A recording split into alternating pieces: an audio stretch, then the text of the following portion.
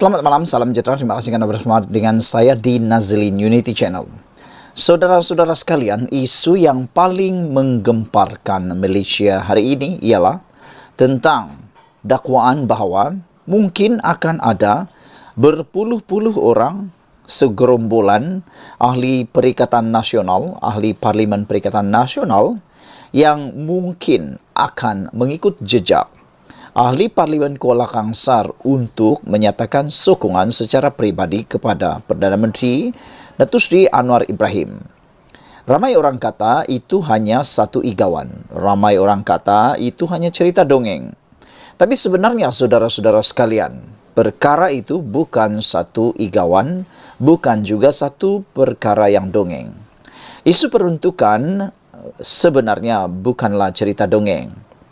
Beberapa ahli Parlimen Perikatan Nasional kini dijangka turut ikut langkah ahli Parlimen Kuala Kangsar. Isu perlunya kepada peruntukan kewangan daripada kerajaan untuk menjaga kawasan yang menjadi penyebab ahli Parlimen Kuala Kangsar, Iskandar Zulkarnain Abdul Khalid, beralih memberi sokongan kepada kepimpinan Perdana Menteri Anwar Ibrahim bukanlah suatu cerita dongeng atau rekaan.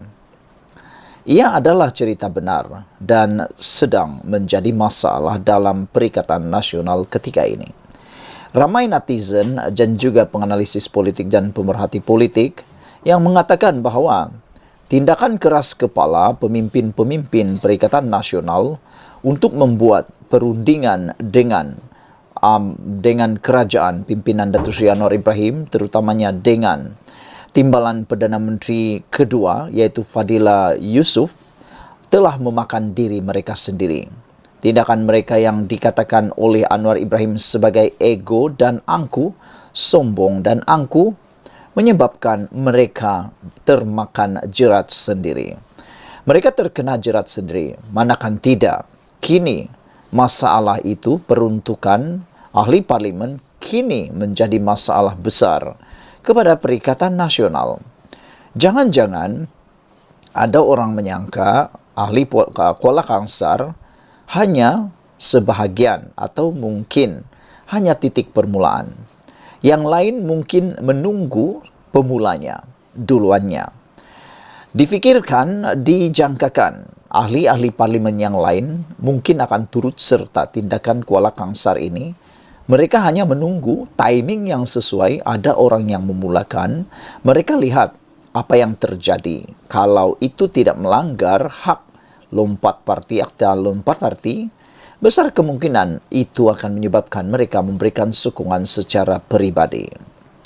Selain Iskandar Zulkarnain yang berdepan kekangan kewangan untuk berkhidmat dengan lebih berkesan kepada pengundi di kawasannya, hasil perbualan dengan beberapa pihak dalam Perikatan Nasional mendapati ia adalah isu yang serius dan sering diperbualkan. Manakan tidak, Anda sebagai ahli parlimen pastilah perlu peruntukan, perlu keuangan untuk memajukan, bahkan untuk mahu memenuhi janji manifesto Anda. Lainlah kalau Anda memang benar-benar bilioner, memang Anda adalah orang yang terkaya di dunia. Tapi kalau Anda sekadar seorang calon biasa-biasa saja, pasti ianya akan memberikan tekanan kepada Anda secara pribadi, berbanding dengan orang-orang atasan yang mungkin lebih kaya daripada Anda.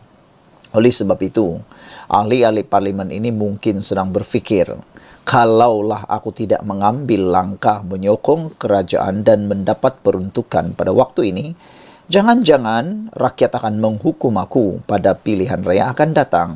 Mungkin itu yang timbul dalam benak semua ahli Parlimen Perikatan Nasional yang sedang terhimpit oleh masalah keuangan pada ketika ini. Beberapa ahli Parlimen Perikatan Nasional dikatakan selalu berbincang sesama sendiri berkenan keuangan dan ketiadaan peruntukan daripada kerajaan itu. Janganlah nak salahkan kerajaan pula, kerana cerita sebenarnya ialah kerajaan nak beri peruntukan. Kerajaan nak beri peruntukan. Tetapi wakil daripada Perikatan Nasional sendiri yang enggan yang dikata oleh Anwar Ibrahim sebagai sombong dan angkuh untuk mau berbincang dengan Datuk Seri Anwar Ibrahim. Bukankah perkara ini telah pun pernah dilakukan ketika Ismail Sabri Yaakob menjadi Perdana Menteri dan pada waktu itu sebahagian daripada pemimpin Perikatan Nasional menjadi kabinet dalam Ismail Sabri Yaakob. Jadi sudah tentu mereka faham apa kelebihan, apa kegunaan CSA memorandum persefahaman tersebut.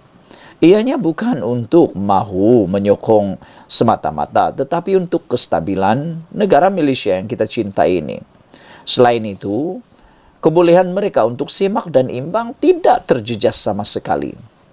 Tidak terjejas sama sekali. Semak imbang mereka tetap sama. Cuma satu yang bezanya. Mereka mungkin tak boleh lagi sebut nak tumbangkan kerajaan di tengah jalan. Jangan-jangan mereka enggan, angkuh, sombong untuk memberikan perbincangan dengan kerajaan untuk mendapatkan peruntukan kerana masih mempunyai minat untuk melaksanakan perbuatan langkah-langkah tebuk atap tersebut. Dalam hal ini, ada yang mulai menyalahkan Muhyiddin Yassin selaku pengerusi Perikatan Nasional kerana masih berdegil dan keras hati untuk membawa gabungan itu berbincang dengan kerajaan bagi mendapatkan peruntukan yang sudah dijanjikan oleh Anwar Ibrahim yang boleh diberikan pada bila-bila masa. Apa yang perlu dilakukan cuma datang berbincang dengan kerajaan. Wakil kerajaan yang ditugaskan oleh Anwar Ibrahim untuk menyelesaikan isu ini ialah Timbalan Perdana Menteri yang kedua, Fadilah Yusof. Susahkah buat perkara itu? Minggu lepas saja Fadilah dilaporkan berkata, setakat ini hanya ahli parlimen Muar, Syed Saddiq Syed Abdul Rahman yang datang berjumpanya untuk berbincang mengenai perkara itu. Tiada ahli parlimen Perikatan Nasional yang lain yang berbuat demikian. Kata sebahagian ahli parlimen Perikatan Nasional, tiada sebab lagi bagi Muhyiddin dan kepimpinan gabungan itu untuk terus berdegil dan keras hati daripada mengadakan pertemuan dengan wakil kerajaan kerana secara logiknya sebarang usaha untuk menjatuhkan kerajaan serta menumbangkan Anwar sudah pun menemui jalan mati sekarang ini. Ia berikutan UMNO, GPS dan JRS telah sepakat untuk mengekalkan Anwar sebagai Perdana Menteri sehingga tarikh PRU 16 pada tahun 2027 akan datang. Bukankah dalam keadaan ini lebih baik Perikatan Nasional pergi berjumpa dengan wakil kerajaan dan semua ahli parlimen Perikatan Nasional mendapat peruntukan? Tanya mereka. Degil dan enggan berbincang dengan wakil kerajaan bagi mendapatkan peruntukan hanya menyusahkan kami sebagai ahli parlimen lantaran tempoh sebelum parlimen dibubarkan ada kira-kira 4 tahun lagi. Bagaimana kami boleh berfungsi dengan berkesan kepada rakyat selama 4 tahun akan datang jika tiada peruntukan, kata mereka. Dalam hal ini, berikutan langkah yang diambil oleh Iskandar Zulkarnain mengumumkan sokongannya kepada kerajaan dan Anwar, tetapi kekal setia bersama bersatu, tidak dinafikan ada di kalangan ahli Perikatan Nasional PN mula melihat ia sebagai pilihan yang terbaik untuk diambil.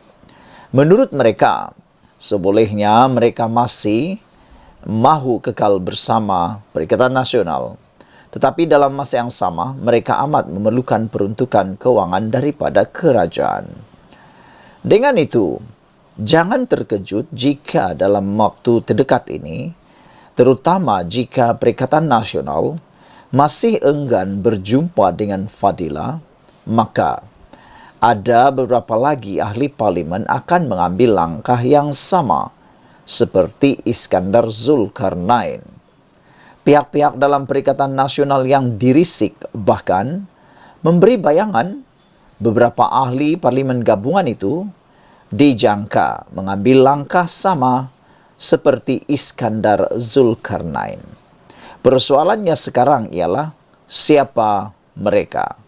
Adakah daripada parti Bersatu saja atau juga daripada parti PAS? Nah, sama-samalah kita tunggu jawabannya dan Anda boleh teka siapakah orangnya. Sekian dulu untuk kali ini. Jangan lupa tinggalkan komen Anda. Sila tekan butang subscribe. Malaysia kita punya, kita jaga sama-sama. Cintai Malaysiaku. Kita jumpa lagi. Bye-bye.